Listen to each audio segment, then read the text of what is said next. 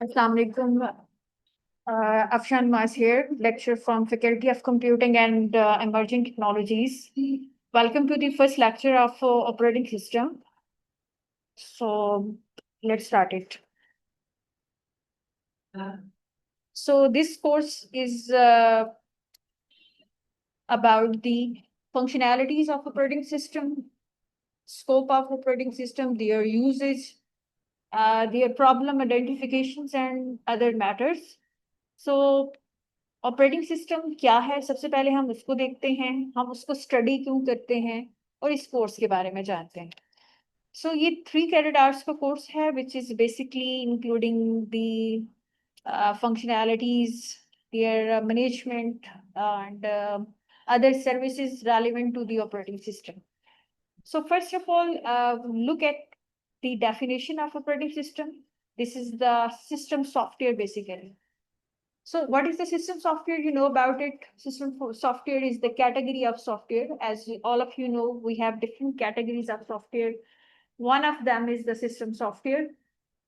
System software is basically dealing with all the operations, managing all the computer hardware and software resources, and provide the services for applications and users. So what is the key role of an operating system? First of all, there is the resource management. So operating system is the basic essential software which is actually the system software, जिसके बगैर आपका system, जो आपका hardware है, आपका computer system है, उसके बगैर वर्कआउट नहीं कर सकता। सो जब भी आप कोई भी हार्डवेयर परचेज करते हैं, सबसे पहले आप उसके ऊपर जो सॉफ्टवेयर इंस्टॉल करते हैं वो ऑपरेटिंग सिस्टम है, लाइक योर विंडोज। सो इसका सबसे पहला की रोल क्या होता है कि रिसोर्स की मैनेजमेंट करता है। अब रिसोर्सेस क्या हैं, हम इन डिटेल इसको आगे जाके देखेंगे, लेकिन हम थोड़ा सा इसको ओवरव्यू करते हैं अबाउट द रिसोर्सेज। रिसोर्सेज में हमारे पास सीपीयू आ जाता है, मेमोरी आ जाती है और आईओ डिवाइसेस आ जाती है। उसके बाद प्रोसेसेस की मैनेजमेंट करता है। प्रोसेसेस का मतलब है जो हमारे पास सेम टाइम पे सिस्टम के अंदर मल्टीपल एक्टिविटीज हो रही हैं, हम उनको प्रोसेसेस कहते हैं।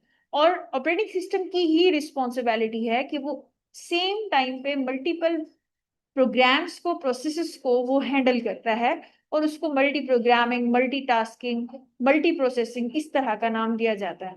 जैसे आप एक जब सिस्टम लॉग इन करते हैं और उसमें आप मल्टीपल ऑप्शंस ओपन करते हैं, फॉर एग्जांपल आपने वर्ड की फाइल खोली हुई है, आपने वेब ब्राउजर पे कोई फाइल खोली हुई है, आपने साथ में कोई फोटो एडिटिंग या कोई और ऑडियो और वीडियो से रेलिवेंट कोई फाइल ओपन की हुई है, तो इसका मतलब है आपके सारे प्रोसेसेस ओपन हुए हुए हैं। तो अब इन सब की डीलिंग कौन करता है? ऑपरेटिंग सिस्टम करता है। उसके बाद नेक्स्ट रोल ऑपरेटिंग सिस्टम का आ जाता है कि ये मेमोरी को मैनेज करता है। As all of you know कि हर डिवाइस, हर कंप्यूटर सिस्टम, उसमें मेमोरी को इम्पोर्टेंस दी जाती है। किस सेंस में कि without your memory you can not play any task. For example आपके मोबाइल फोन्स हैं तो उसमें भी आपके पास मेमोरी है, आपके पास लैपटॉप है, कंप्यूटर डिवाइसेस हैं, पीसीज हैं, तो हर जो जितनी भी इलेक्ट्रॉनिक डिवाइसेस हैं जो हम यूज करते हैं कंप्यूटिंग के लिए, उसमें मेमोरी का इंपॉर्टेंट रोल होता है। तो मेमोरी तो एलोकेट होगी which is actually memory in sense of your RAM. उसकी मैनेजमेंट भी ऑपरेटिंग सिस्टम की रिस्पॉन्सिबिलिटी है कि वो किस तरह से मेमोरी को efficiently allocate and D allocate करता है। उसके बाद है फाइल सिस्टम की मैनेजमेंट, कि आपका डेटा ऑर्गेनाइज और स्टोर होता है। फिर आपके पास आ जाता है सिक्योरिटी एंड एक्सेस कंट्रोल, कि वो आपके डेटा एंड रिसोर्सेस, आप वही बात रिसोर्सेज जो हम ऊपर पढ़ चुके हैं, CPU, memory, disk, IO devices, उन सब की हैंडलिंग करता है, आपकी फाइल्स को ऑर्गेनाइज करता है हमने कहा। और हमने ये कहा कि आपके सिस्टम की सिक्योरिटी और आपके सिस्टम में एक्सेस को भी कंट्रोल करता है। So this is all about the roles of operating system, which is very important to know before starting your course. Okay, let's come to another slide which is about the examples of operating system. As all of you know कि हम अगर एक laptop या PC की बात करें तो उसमें सबसे इंपॉर्टेंट चीज है कि उसमें विंडोज का इंस्टॉल होना जरूरी है। So Windows is your operating system. और अगर हम ऑपरेटिंग सिस्टम की दूसरी कैटेगरी की बात करें, जो कि अब हम विंडोज का तो कहते हैं कि जी ग्राफिकल है, क्योंकि इसके ऊपर icons and menus pointers available हैं, हम क्लिक करते हैं और हमारा काम हो जाता है। दूसरा काम होता है हमारा कमांड्स के थ्रू, उनको कमांड लाइन ऑपरेटिंग सिस्टम कहा जाता है, और उसकी एग्जांपल है लाइनक्स।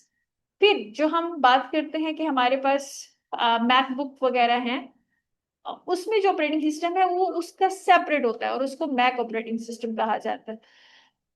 उसके अलावा अगर हम मोबाइल की बात करें तो मोबाइल में हमारे पास दो कैटेगरीज आती है, या तो हमारे पास एंड्रॉइड फोन्स हैं या आईफोन्स होते हैं। तो एंड्रॉइड फोन्स के अंदर एंड्रॉइड ऑपरेटिंग सिस्टम है और आईफोन के अंदर आईओएस यूज होता है।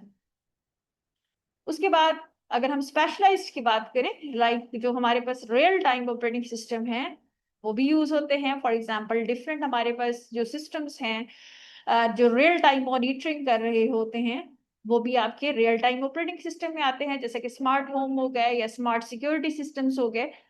और एम्बेडेड ऑपरेटिंग सिस्टम है। एम्बेडेड क्या होते हैं? जो कि आपकी डिवाइस के अंदर ऑपरेटिंग सिस्टम इंस्टॉल्ड होते हैं। फॉर एग्जांपल जैसे कि आपकी होम अप्लायंसेस होती हैं, लाइक आपके घर माइक्रोवेव ओवन है या वॉशिंग मशीन है, या इस तरह की बहुत सारी ऐसी स्मार्ट डिवाइसेस आप घरों में यूज करते हैं, उसके अंदर जो ऑपरेटिंग सिस्टम होगा वो एम्बेडेड होगा।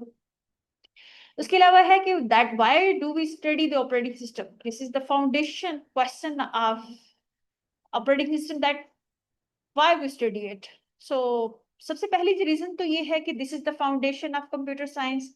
दूसरी है कि आपकी सिस्टम प्रोग्रामिंग का मतलब ये है कि जो हम हार्डवेयर, जो हमारे रिसोर्सेज हैं, जो हमारे सिस्टम्स हैं, हम उसके उसमें जो प्रोग्रामिंग स्ट्रक्चर्स यूज करते हैं उसके लिए बहुत ही जरूरी है। उसके बाद है कि आपके ये सॉफ्टवेयर का इंटरेक्शन विद द हार्डवेयर, उसके लिए ये उसको अंडरस्टैंड करना और उसको यूज करना, वहां पे ये बहुत इंपॉर्टेंट रोल प्ले करता है।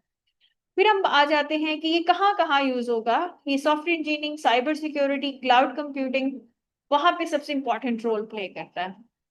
So let's look at the applications of operating system की। इसमें सबसे पहली चीज कि ये आपको यूजर इंटरफेस देता है। फॉर एग्जांपल जैसे में हम सिस्टम ओपन करते हैं, लॉग इन करते हैं, जैसे हमने पावर ऑन किया, आपके सामने एक इंटरफेस ओपन हो जाता है और आप उस इंटरफेस को कहते हैं कि जी ये हमारे पास जो इंटरफेस, जिस पे आइकॉन्स हैं, मेन्यूज हैं, लिस्ट है, ड्रॉप डाउन आइकन्स हैं, वो सारे क्या हैं? वो आपके पास GUI हैं, जिसमें विंडोज और मैक ओएस आ जाता है।